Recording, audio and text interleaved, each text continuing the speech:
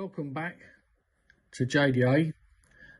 This time we're going to talk about one of our cars because we get a lot of questions about the cars we have at JDA, and this one in particular is our MK2 Escort, and we do get a lot of questions about the spec of it. As you can see, we're going to do a walk around video. It's finished in a nice lovely Venetian red along with gold mini lights on the outside without any stripes. I'm trying to keep it nice and clean and looking smart. And surprisingly, this was painted probably about 4 or 5 years ago now, so the paint's lasted quite well. Still very shiny. Try and keep it clean, although it does get driven.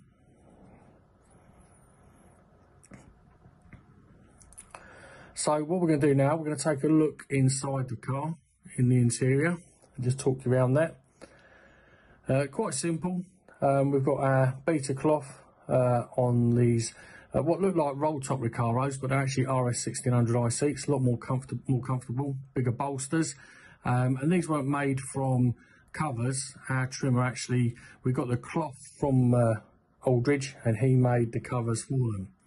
We've also got what look like Britax harnesses, you might have noticed there, but they're actually modern harnesses. We had the labels made and had those stitched on to keep it looking period.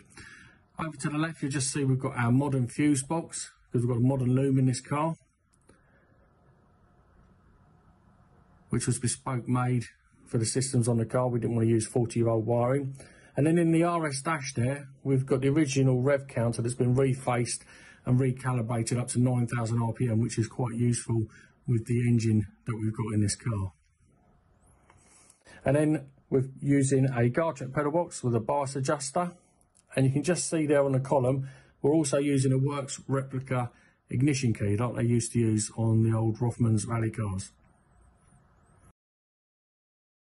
Under the vehicle now, we're at the back axle, which is all made in-house. You can see where it's been strengthened and gusseted.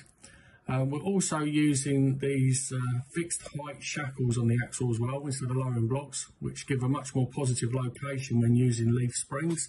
And because we're using a rear seat, we didn't want to four-link the rear axle, but we do have tramp bars which are adjustable on this, along with the panhard rod as well. And you can see that we've got the 3J alloy diff housing, and inside we've got a 3J NXG limited slip diff unit, and we're running Bilsteins on the rear as well as on the front. Just moving along to the transmission, you can see there's a custom made gearbox mount. I don't really like many of the off-the-shelf items, so we custom made that when we were restoring the car. And you'll notice we've also got a gearbox oil drain there that's been machined into the gearbox, and again that gearbox is a 3J straight cut unit. And we've also got an oil drain made into the rear axle as well, so we'd have to pull the diff to drain the oil.